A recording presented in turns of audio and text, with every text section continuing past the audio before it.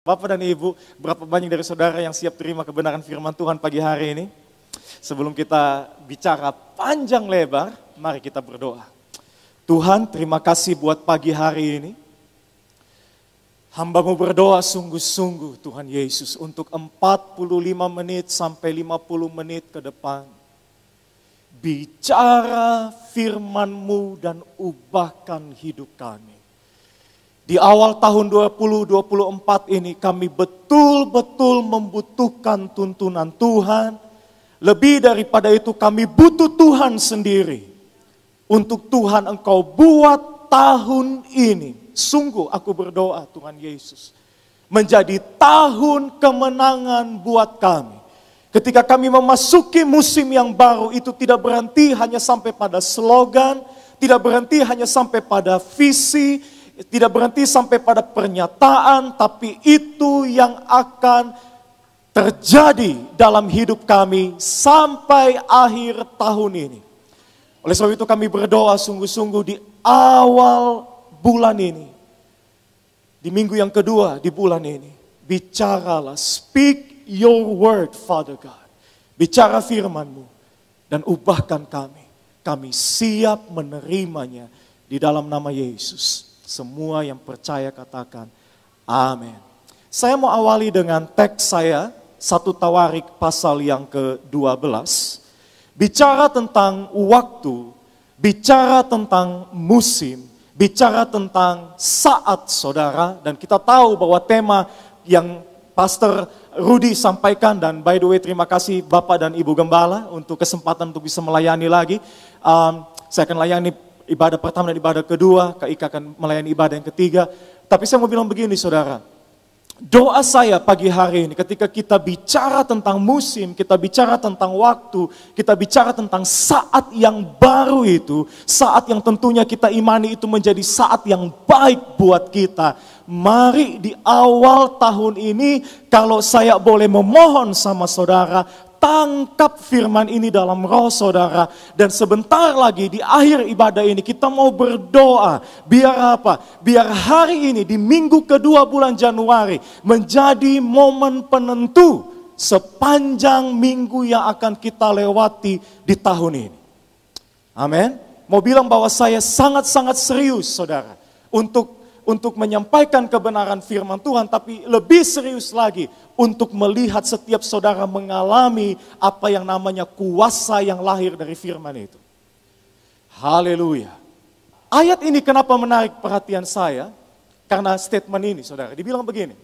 Dari Bani Isakar, saudara tahu bahwa Yakub punya 12 anak, yang kemudian menjadi 12 suku Israel, salah satunya Isakar. Dikatakan bahwa dari Bani Isakar ada orang-orang yang mempunyai pengertian.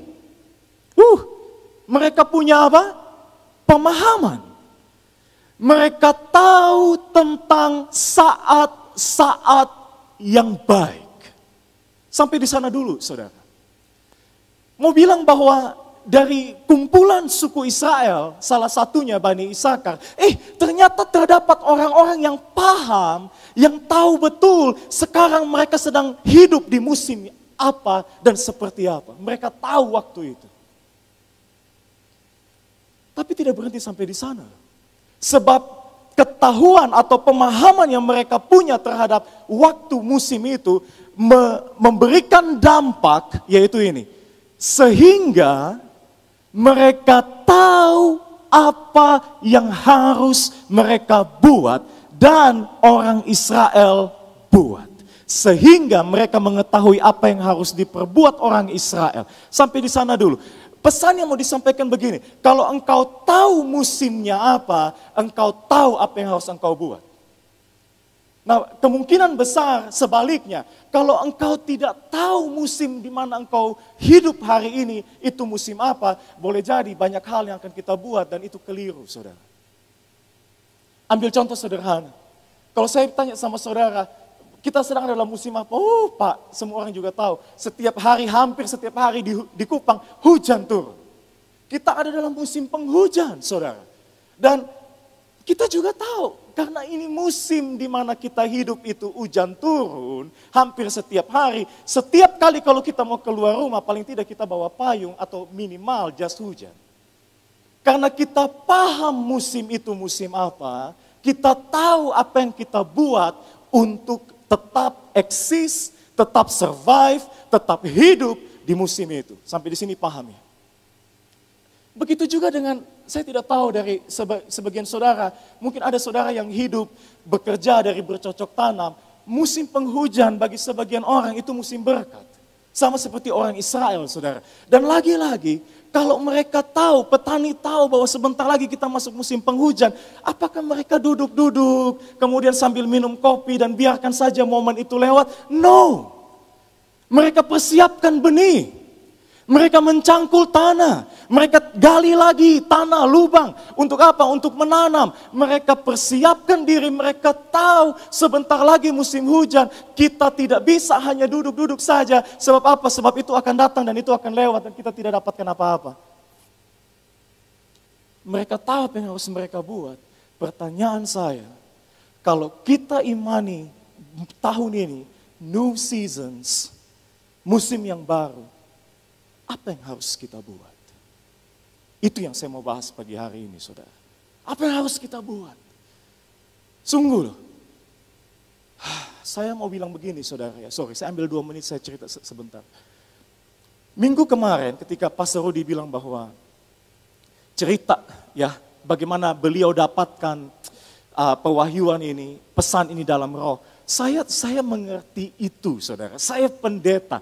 12 tahun hampir saya mengembalakan umat. Setiap akhir tahun, bahkan mungkin belum sampai akhir tahun pun, kita sudah coba cari tahu kehendak Tuhan. Apa yang Tuhan mau untuk tahun berikutnya. Oh itu makanan sehari-hari hamba Tuhan, saudara. Gembala, saudara. Jadi saya memahami itu. Dan saya juga percayai loh, bahwa Tuhan itu kalau kita cari dia dengan sungguh-sungguh, tidak mungkin dia akan berdiam diri. Dia akan singkapkan, dia akan kasih, dia akan beritakan. Dan ketika itu disampaikan kepada gembala saudara, bahwa tahun ini adalah tahun musim yang baru. Bapak dan Ibu, 570% saya percaya itu dari Tuhan. Persoalannya begini loh, umat mengalami tidak. Atau cuma hanya segelintir orang, apalagi cuma pendetanya doang. Dalam nama Yesus itu tidak terjadi di tempat ini. Itu sebabnya saya berdoa, saudara ya. Saya punya beban sendiri, bahwa pagi ini, di awal tahun ini, tangkap pesan ini baik-baik. Tapi mendengarkan apa yang saya sampaikan di menit yang ke-10 lewat ini. Sebagian orang kan bilang begini, iya Pak, tapi jujur ya, kalau bicara tentang masuk musim yang baru, masuk tahun yang baru, Pak, tahun mau berganti, mau tidak, orang kebanyakan bilang gini, bepo hidup sana ada yang berubah. Tetap saja seperti itu. Ya susah, ya tetap susah. Ya utang, ya tetap dikejar-kejar sama tukang tagih utang. Apalagi yang sakit tidak kunjung sembuh. Lihat anak-anak, aduh bukan cuma anak-anak, dari kakek buyut sudah susah, turun ke kakek susah, sampai ke orang tua susah, sampai ke anak susah, cucu, cicit, semua susah. Saudara akan dengarkan ketika pendeta bilang bahwa kita ada di musim yang baru, orang-orang seperti itu akan menanggapi dengan negatif dan bilang bahwa jujur Pak, bukan baru hari ini saya dengar pesan itu, tapi saya tidak pernah mengalaminya. Kenapa? Karena kalau mau jujur, satu, saya datang dari keluarga tidak berada. Saya tidak seperti mereka yang punya fasilitas mewah atau punya koneksi, sehingga untuk buat saya berhasil saja, biarkanlah sudah, itu hanya angan-angan. Bagi sebagian orang dia tidak berani lagi untuk berharap besar dengan hidupnya. Kenapa? Karena bertahun-tahun dia buka mata, dia lewati, dia lihat, tidak ada yang berubah. Begitu juga dengan anak-anaknya. Anak-anak kan bilang, iya aku datang dari, bayangkan, kita ini provinsi nomor 3 termiskin di Indonesia, saudara. Makanya kalau ada anak kecil yang kemarin SD itu, yang menang Olimpiade matematika, heboh satu Indonesia, satu dunia. Datang dari daerah yang kita banyak orang bahkan tidak harapkan ada orang pintar di sana. Kenapa? Karena orang tahu bahwa kalau mau berhasil pergi ke Jawa minimal. Sebab di sini tidak mungkin akan memberikan jaminan. Kenapa? Lihat saja sudah susah. Dari atas pesawat lihat saja sudah batu karang semuanya. Kata orang seperti itu, saudara. Tapi saya mau bilang demi Tuhan yang hidup dan demi hidup saudara, mau tidak pagi hari ini kita percaya lagi bahwa akan ada perubahan bukan cuma saat kita hidup, tapi untuk anak dan cucu kita. Saya punya dasarnya loh, untuk saya punya pengharapan itu. Kenapa? Karena dalam Markus pasal yang kelima, Injil Markus pasal yang kelima, ada satu kisah yang menarik, saudara. Buka pada ayat yang ke-26, ayat yang ke-25. Markus pasal 5 ayat 25. Pak, Bu, saya memahami kok. Kalau ada sebagian orang yang bilang bahwa gak bisa Pak, sudah terlalu lama susahnya. Bukan cuma hanya saya, kakek buyut saya. Sudah terlalu lama. Boleh jadi loh, itu realita yang saya tidak sangkali loh. Tapi saya mau saudara pahami ini dulu. Bahwa dalam firman Tuhan dikisahkan. Ada seorang perempuan yang sudah berapa lama saudara? My God. 12 tahun. Ketika Markus menuliskan ayat 25 dan ayat yang ke-26. Itu pesan yang disampaikan berantai, saudara. Dalam bahasa aslinya, tulisannya itu mesti dibaca berantai. Tek, tek, tek, tek. Lanjut. Apa yang dia lanjutkan dengan pesan bahwa ada seorang perempuan 12 tahun lamanya menderita pendarahan. Setelah itu bilang apa? Ia telah berulang-ulang diobati. Yang kedua, bayangkan loh. Berulang-ulang diobati oleh berbagai tabib, mau bilang bahwa my God, selama 12 tahun itu jangan bilang dia tidak berusaha, jangan bilang dia tidak mencoba untuk mengubah keadaan, dia buat itu. Tapi, Alkitab bilang begini, ia berulang-ulang diobati oleh berbagai tabib, sehingga bahkan semua materi yang dia punya, semua kekayaan yang dia punya habis untuk dokter. Namun yang keempat dikatakan sama sekali tidak ada faedahnya. Malah yang kelima kondisi itu keadaannya makin memburuk. Bukan hanya dramatis loh keadaannya. Menderita 12 tahun pendarahan, berulang-ulang diobati, semua materi habis. Tidak ada faedahnya, tidak lihat hasilnya. Bahkan makin, itu kalau grafiknya, hidupnya turun saudara. Makanya saya bilang begini, 12 tahun lewat, aduh my God, 12 tahun. Saudara-saudara sakit 1 tahun saja, saudara sudah minta mati, saudara minta maaf nih. Ini 12 tahun. Dan tahan sebentar ya. Kenapa saya bilang bukan hanya dramatis tapi tragis? Pergi dulu kepada imamat pasal yang ke-15. Untuk kondisi perempuan ini, ada aturan main saudara. Hukum Musa bilang begini, apabila seorang perempuan berhari-hari lamanya mengeluarkan lelehan, yakni lelehan darah yang bukan pada waktu cemar kainnya, yaitu bukan pada waktu memang waktu datang bulan, tetapi ia mengeluarkan lelehan lebih lama dari waktu biasanya, maka selama lelehannya yang najis itu, perempuan itu adalah seperti hari-hari cemar kain, yakni najis. Pergi ke ayat yang ke-31, dalam pasal ini, ditutup dengan ini. begitulah kamu harus menghindarkan orang Israel dari kenajisannya. Salah satu dari perempuan yang minta maaf melelehkan darah itu dalam kurun waktu yang tidak wajar. Kamu harus menghindarkan orang Israel dari kenajisannya supaya mereka jangan mati di dalam kenajisannya bila mereka menajiskan kemah suciku yang ada di tengah. Bapak dan Ibu, kejam tidak aturan ini? Jawab jujur, biarpun ini firman Tuhan. Kejam tidak? Kejam loh. Saudara sama saya, para pria, kita tidak memahami ayat ini, saudara. Mau dibikin bagaimana kita tidak tahu karena kita tidak akan pernah mengalaminya. Makanya zaman sekarang orang coba bikin alat, ya teknologi, pernah lihat tidak di video-video itu? Ditempelkan di perut laki-laki, lu rasakan deh kalau wanita datang bulan sakitnya seperti apa. Dan laki-laki akan teriak-teriak dan bilang cukup, bahkan tidak tahan sampai 5 menit, mau bilang bahwa kita tidak akan pernah bisa pahami, tapi ibu-ibu Anda memahami yang saya maksudkan. Coba bayangkan sebentar, kalau kita hidup di zaman Musa dengan aturan seperti ini, saudara mau pergi kemana?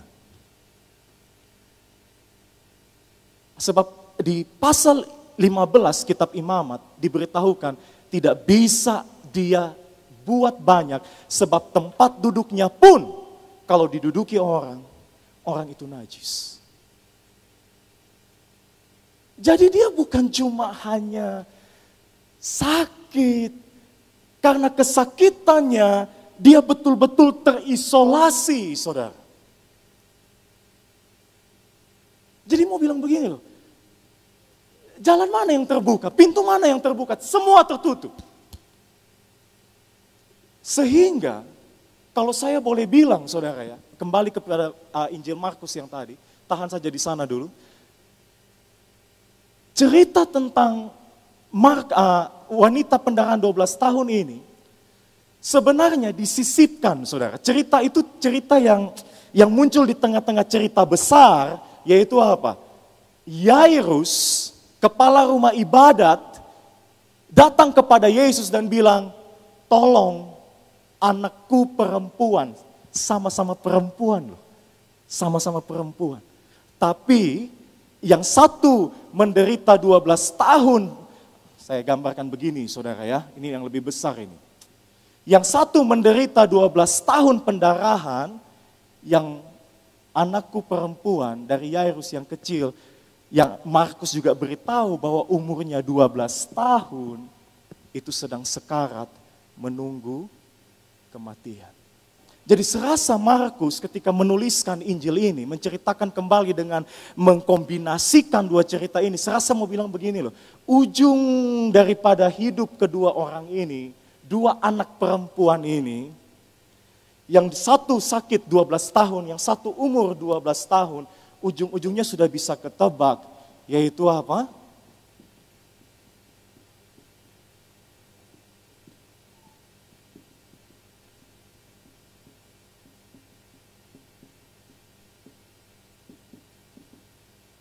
Kematian menunggunya, dan kematian pada akhirnya menjadi akhir hidupnya. Dan bukankah cerita itu berakhir dengan anak ini betul-betul mati? Dan bukankah hukum Taurat mengajarkan bahwa ujung-ujungnya ketika orang menajiskan orang karena lelehan darah itu, apa yang harus Tuhan buat? Juga kematian, death, mati. Bayangkan loh, dimulai dengan hidup, tapi destininya bukan hidup, akhir hidupnya bukan hidup, akhir hidupnya adalah kematian. Saya tidak bicara tentang fisik saudara, semua daripada kita akan mati, termasuk yang khotbah. Tapi saya mau bicara pagi hari ini tentang hal yang lebih spesial, hal yang lebih krusial, hal yang lebih penting. Saya mau bicara tentang kalau kita hidup, sungguh-sungguhkah kita hidup? Atau sebenarnya kita sedang menuju pada kematian. Keadaan kita, ekonomi kita, keluarga kita, kesehatan kita, rumah tangga kita, semua dalam nama Tuhan. Saya mau bilang pagi hari ini, kalau hari ini saudara pikir bahwa iya Pak ya, kalau aku renungkan kondisiku, pasti bisa ketebak, semuanya akan mati. Aku tidak akan mungkin lagi lihat masa depanku berubah. Tidak akan mungkin lagi. Kenapa? 12 tahun menderita, saudara. Perubahan mana yang terjadi? None. Tidak ada. Tapi satu hal yang luar biasa, saudara. Oh Tuhan Yesus, saya punya cuma 30 menit. Lanjutkan cerita ini di ayat yang ke-27. Dia sudah mendengar berita tentang siapa? Maka di tengah-tengah orang banyak itu, ia mendekati Yesus dari belakang dan menjamah jubahnya. Tahan sebentar. Ketika wanita ini ada dalam, saya mau sebut sebagai ini saudara ya, musim 12 tahun ini.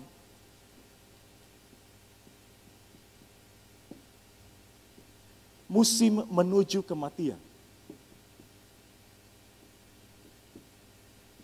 No hope, putus asa, terisolasi, penderitaan, kesakitan, air mata, semua ada di 12 tahun ini. Dan itu musim yang dia 12 tahun, musim yang dia lewati, musim yang tidak pernah untuk 1 detik pun matahari itu muncul dan bersinar, semuanya gelap. Sampai pada satu titik, my God, dia mendengar tentang Yesus. Semua yang Yesus sudah buat. Dan ini yang saya mau bilang sama saudara. Berapa sering saudara dengar tentang Yesus, sampai hari ini mungkin sudah ada tidak terhitung saudara. Saya mau bilang, biarkan pagi hari ini, di pagi hari ini, di momen ini saudara dengar tentang Yesus, sesuatu mesti terjadi. Kenapa? Karena wanita itu betul 12 tahun dia lihat hidupnya ada dalam musim yang gelap itu. Tapi dia tidak menyerah. Dia boleh kehilangan materinya, dia boleh kehilangan kesehatannya, kemerosotan fisiknya, dia boleh kehilangan banyak orang yang semula mungkin dia berteman, yang semula mungkin dia buat, dia boleh kehilangan segala-galanya. Tetapi semakin susah dia tahu keadaannya, dia tidak kehilangan imannya. Dia tidak biarkan loh kematian itu menjadi kemenangan hidup. Dia tidak biarkan kematian itu menjadi pemenangnya, saudara. Dia tidak biarkan. Sebab apa? Sebab ini yang dia buat. Dia dengar tentang Yesus di tengah-tengah orang banyak itu. Ia mendekati Yesus dari belakang dan menjamah jubahnya. Kita baca ayat ini dan itu lewat begitu saja. Kenapa? Karena kita tidak coba ambil waktu sebentar dan taruh posisi kita di posisi perempuan itu. Bayangkan, 12 tahun menderita, terus menerus mengalirkan darah, kesakitan yang luar biasa. Mungkin untuk berdiri tegak saja sudah tidak bisa. Apalagi harus berebutan dengan bukan hanya 100, mungkin ada ribuan orang yang juga mendekati Yesus dan berkeliaran di tengah-tengah dia. Dan wanita ini bilang, my God, apapun yang terjadi, aku mesti pegang hanya ujung jubahnya. Aku tidak. Kenapa ujung jubah? Karena kita tahu tadi, hukum Musa bilang apa? Kamu pegang orang, kamu menajiskan orang. Jadi dia cuma hanya minta satu hal yang sangat kecil. Kalau boleh, ujungnya saja aku pegang. Sekalipun itu pun menajiskan loh. Menurut hukum Musa. Tapi dia gak punya pilihan lain. Ujungnya saja saya pegang. Tapi untuk sampai ujung dia pegang, my God. Itu tantangan yang harus dia hadapi. Kesulitan yang harus dia terjang. Tidaklah kecil, mengingat kondisinya saudara. Saya bisa bayangkan dia jatuh berapa kali, tapi dia bangun lagi, dia coba lagi. Sampai akhirnya ayat yang ke-28 bilang begini, my God, asal ku jamah saja jubahnya aku akan sembuh. Dan saudara tahu kisah itu bilang, oke, kita baca dulu karena ini firman Tuhan. Lanjutkan. Seketika itu juga, oh my God. Seketika itu juga, berhentilah pendarahannya. Dan ia merasa bahwa badannya sudah sembuh dari penyakitnya. Di titik ini, dia berjumpa dengan kasih karunia dan kemurahan. Persoalannya begini, kita bayangkan kalau Yesus dijamah oleh orang najis, dia seorang rabi Yahudi, apalagi seorang rabi Yahudi, harusnya itu menajiskannya. Tapi yang terjadi adalah ayat yang ke-20, ayat ke-30 bilang, di ayat 29 dikatakan seketika itu juga, dan ayat 20, ayat 30 berkata, pada ketika itu juga. Oke, saya bukan Pastor Rudi yang pakai mikrofon itu, saudara. Oke, dengar saya ya. Ini yang di rumah yang tidak dengar saya. Oke. Anda bisa bayangkan, saudara, bahwa the moment dia touch Yesus, dia coba jamah Tuhan, dan dia pikir bahwa orang lain pikir bahwa itu akan menajiskan Tuhan. Justru dalam waktu yang sama dia jamah ujung saja loh, ujung demi Tuhan hanya ujung. Dia terima loh kuasa yang memulihkan dia. Selama 12 tahun dia tidak lihat itu dari satu manusia pun. Di momen itu dia alami. Tapi yang lebih heboh lagi, di momen yang sama Yesus balik dan bilang ada kuasa yang keluar daripadaku.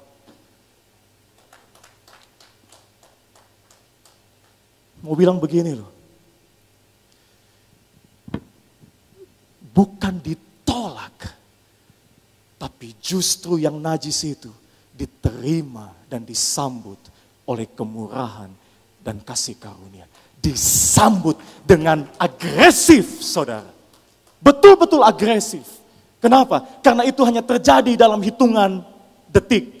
Di detik itu dia sembuh. Di detik itu dia sembuh karena di detik itu ada kuasa yang keluar daripada Yesus. Mau bilang bahwa keiman percayanya, sekalipun ada banyak rintangan, itu tidak disepelekan Tuhan. Itu disambut, welcomed aggressively. Diterima dengan agresif, saudara. Sampai di sini. Cerita belum selesai. Kenapa? My God. Oke, saya lihat waktu saya dulu. Kasih pendeta sebentar untuk dia mencerna apa yang dia mau sampaikan. Karena dia mau sampaikan berikutnya hal yang luar biasa.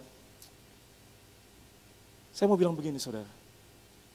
Kebayang gak sih? Ada berapa banyak orang yang berkeliaran menyentuh Yesus?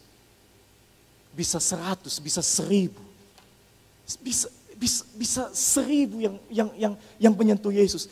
Kenapa cuma hanya satu yang rasakan kuasa yang keluar dari Tuhan? Maaf ya, statement saya 1-2 menit ke depan akan bikin saudara mungkin keluarkan sepatu saudara dan lempar ke saya, atau mungkin kursi saudara akan lempar. Tapi saya mau bilang begini, Pak, Bu, mau gak kita sepakat? Kita bukan cuma datang ke gereja dan kita pulang dengan keadaan yang sama. Setiap kali kita datang pada Tuhan, kita tahu kita harus tarik kuasa keluar daripadanya. Sebab apa? Sebab bisa saja loh orang berkeliaran menjamah Yesus, tapi tidak terjadi apa-apa dengan hidupnya. Bayangkan ada berapa banyak orang yang berkeliaran menyentuh Yesus, tapi cuma satu yang alami kuasa yang mengubahkan dan memulihkan hidupnya. Hanya satu, seorang perempuan lagi yang 12 tahun dalam musim menuju kematian. Hanya satu. Yang lain bikin apa? Yang lain bukankah datang juga kepada Yesus? Saya berdoa pagi hari ini, jemaat di OCC. Setiap kali saudara datang beribadah, saudara pulang dalam kondisi yang tidak sama seperti saudara datang. Persoalannya bukan tidak ada Yesus. Persoalannya, saudara betul-betul berjumpa tidak dengan dia dan menarik kuasa itu keluar daripadanya. Pak, Bu, itu yang dilakukan wanita itu. Sehingga apa? Di detik itu ketika kasih karunia menerimanya dengan agresif, di detik itu juga dia disembuhkan. Tapi cerita nggak berhenti sampai di situ. Singkat saja, semua perhatikan ke saya. Ayat berikutnya bilang begini, tetapi ada berita masuk kepada Yesus dan bilang, jangan lagi menyusah-nyusahkan guru. Sebab apa? Sebab dia kan dalam perjalanan menuju rumah Yairus, betul tidak? Tapi ada berita masuk karena di dalam perjalanan menuju rumah Yesus, ini perempuan bikin masalah. Ini perempuan 12 tahun bikin marah. Dia menunda waktu untuk sampai kepada anak perempuan yang sekarat itu. Dan apa yang terjadi? Berita masuk, anakmu betul-betul mati sudah. Jangan susahkan guru. Gereja Tuhan. Berita itu masuk kepada Yairus dan bilang begini, kematian sudah menjatuhkan keputusannya. Tidak mungkin akan diubah dan dibalikan, tidak mungkin akan diganggu gugat. Kematian sudah menjatuhkan keputusannya atas anakmu perempuan yang berusia 12 tahun. Kalau saudara jadi Yairus pada waktu itu, kalau saya jadi Yairus pada waktu itu, hanya ada dua pilihan. Bilang sama Tuhan, Tuhan, sudah lagi, tidak perlu lanjutkan lagi perjalanan ke rumah.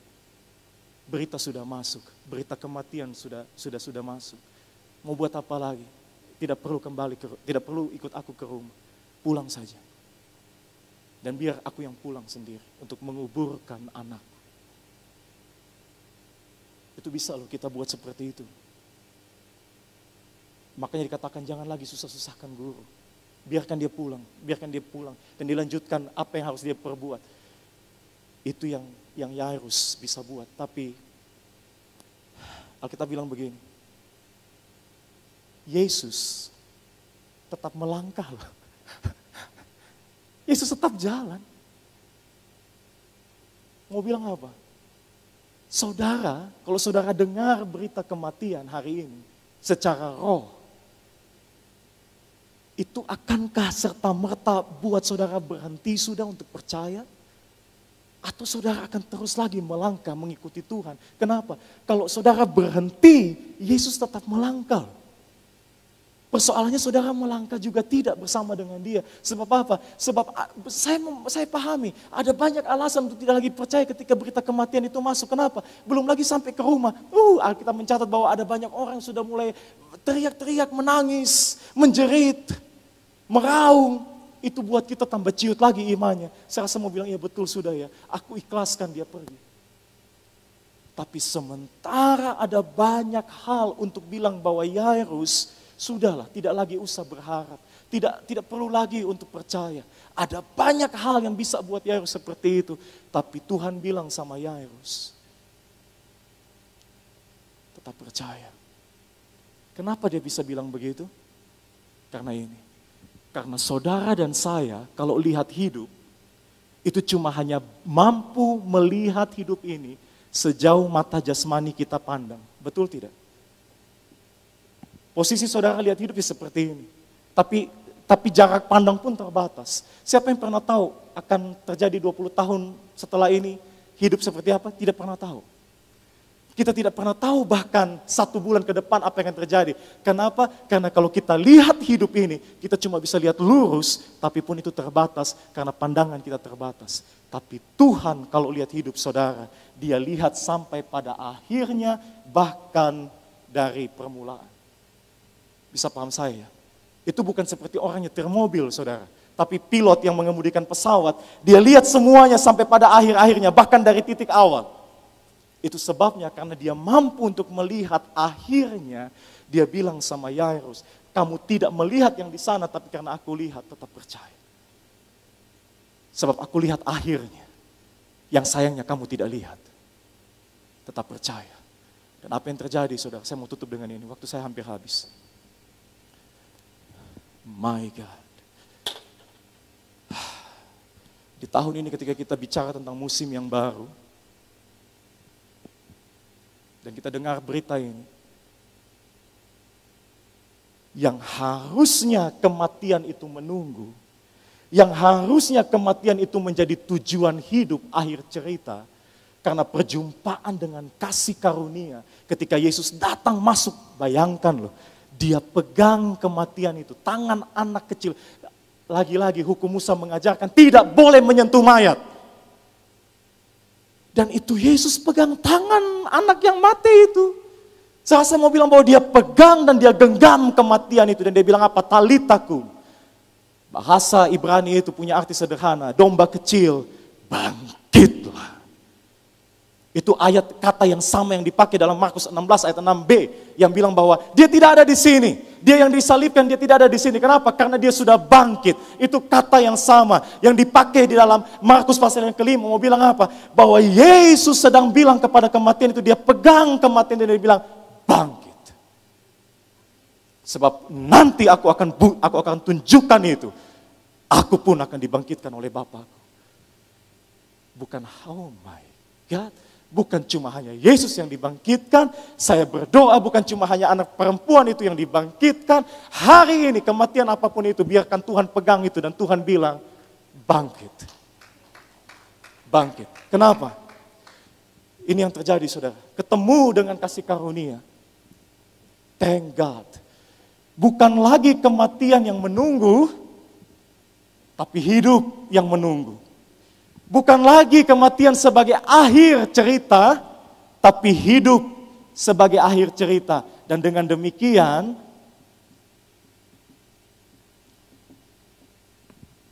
destiny, akhir cerita, itu dibalikkan, saudara. Dibalikkan. Berubah. Diubahkan. Ada berapa banyak hidup yang kita punya? Cuma satu. How many life do you have? Only one. Yaitu sekarang ini. Itu sebabnya saya mau bicara sama anak-anak muda. Kalau mungkin engkau berpikir bahwa gak apa-apa. Kita trek-trekan, kita balap-balapan liar. Kita punya nyawa ada 2,5 kok. Nanti kalau satu mati pasti besok muncul lagi. Kita cuma punya dikasih satu hidup ini saja.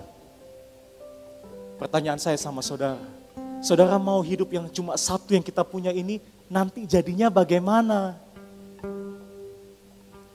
Mau lihat endingnya seperti apa?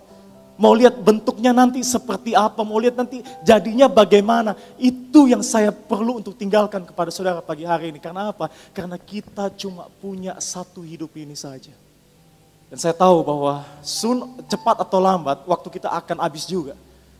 Tapi mau tidak, hidup yang cuma hanya satu yang kita punya ini, kita pastikan itu berkemenangan sebagai akhir ceritanya. Saya tidak peduli saudara datang dari keluarga yang berada atau tidak.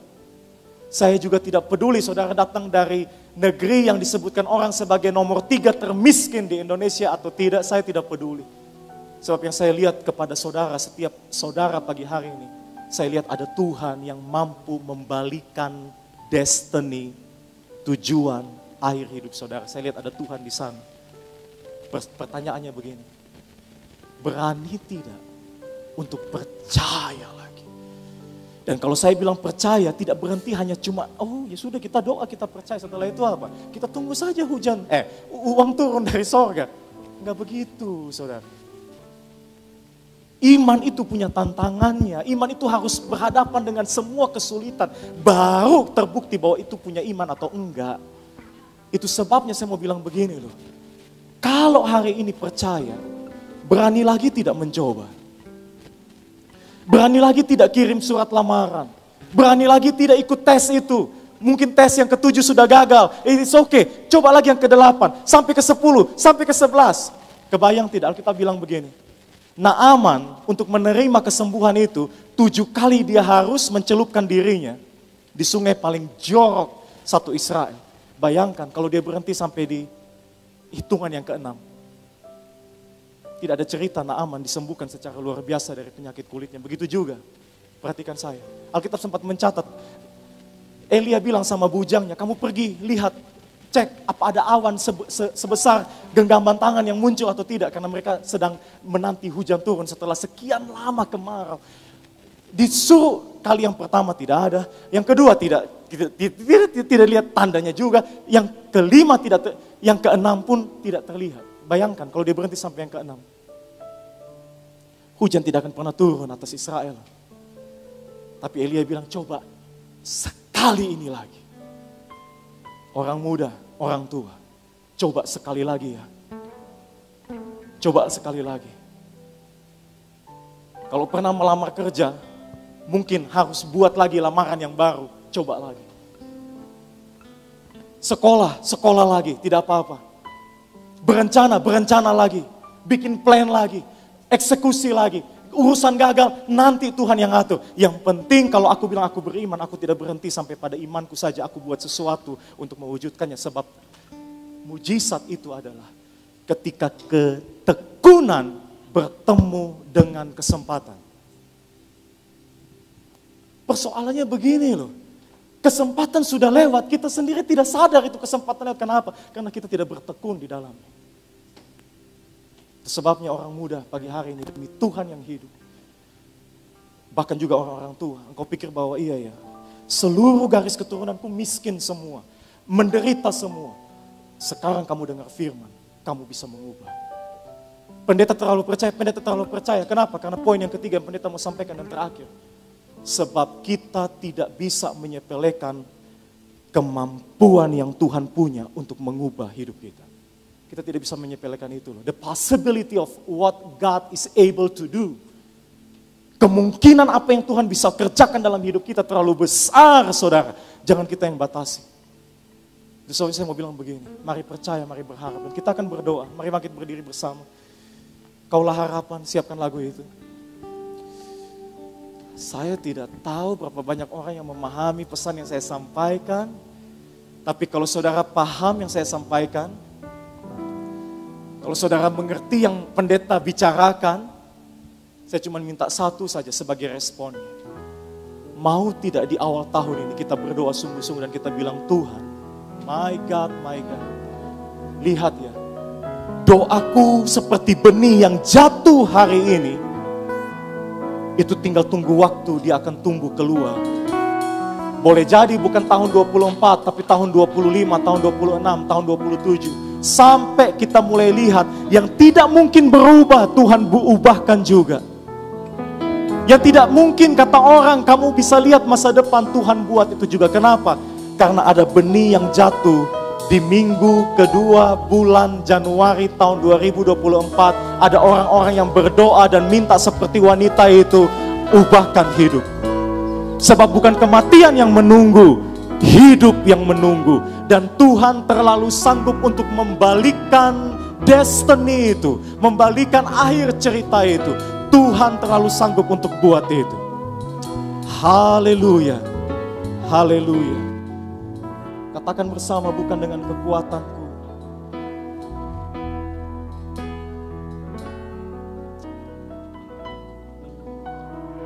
bukan dengan kekuatanku, ku dapat jalani hidupku tanpa Tuhan yang di sampingku. Ku tak mampu sendiri,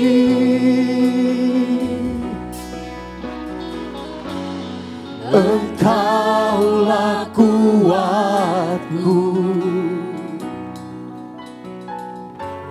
yang menopangku.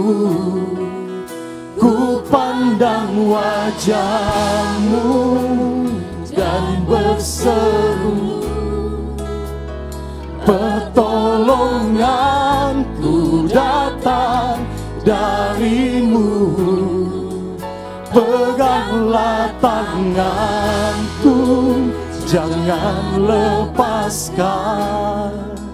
Kaulah harapan dalam hidup. Ku pandang wajah-Mu Tuhan, ku pandang wajah-Mu dan berseru,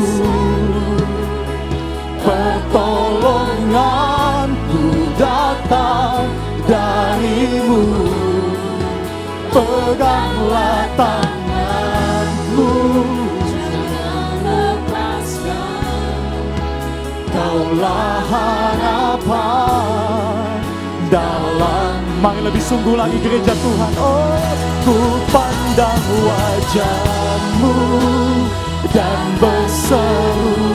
Engkau ada di tengah-tengah kami pagi hari ini Tuhan.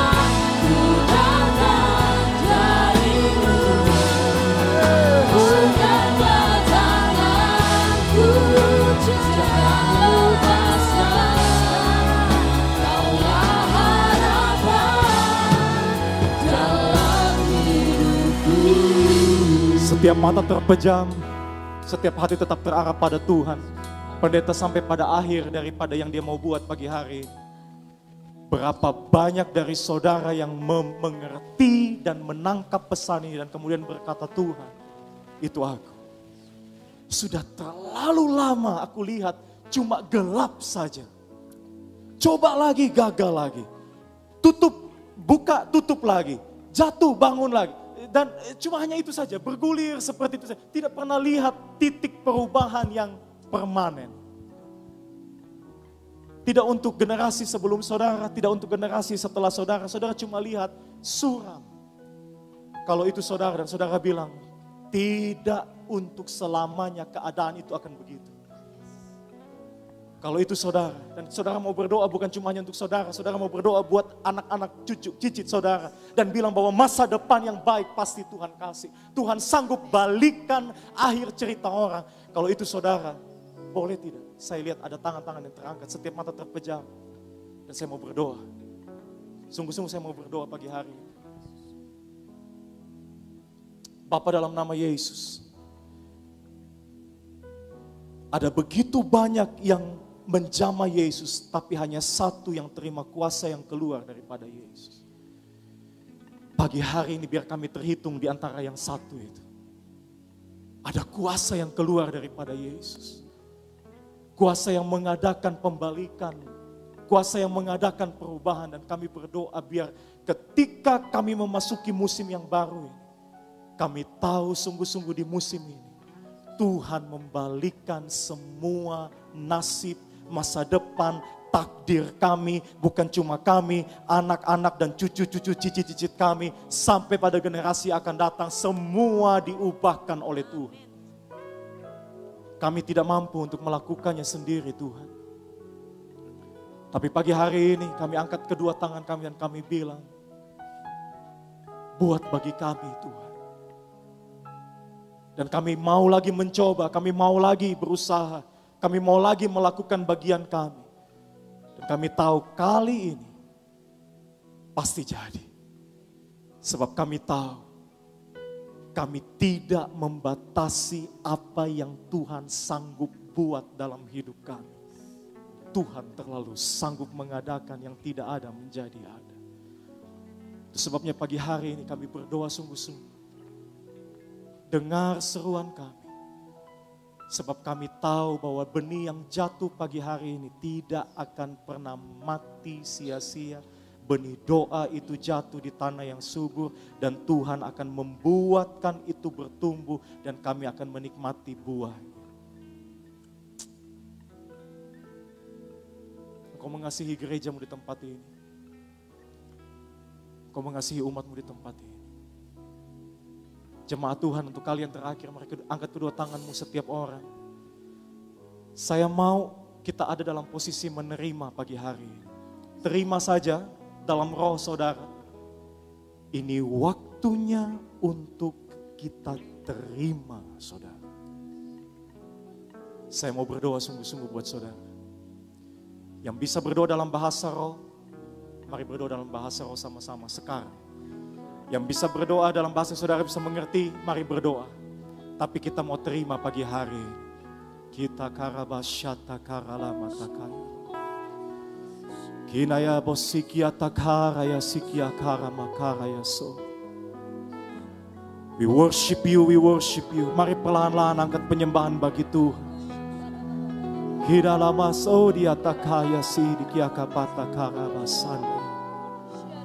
Berdoa, berdoa, berdoa bahwa Tuhan Engkau sanggup mengadakan yang tidak mungkin menjadi mungkin. Karalabata syakata kaya rabasikia ke anak kaya labas ayat anamas. Oh, haleluya. Ada Tuhan di tengah-tengah kami pagi hari ini.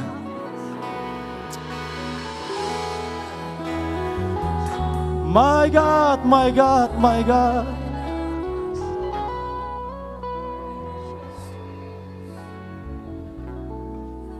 Oh Tuhan Yesus.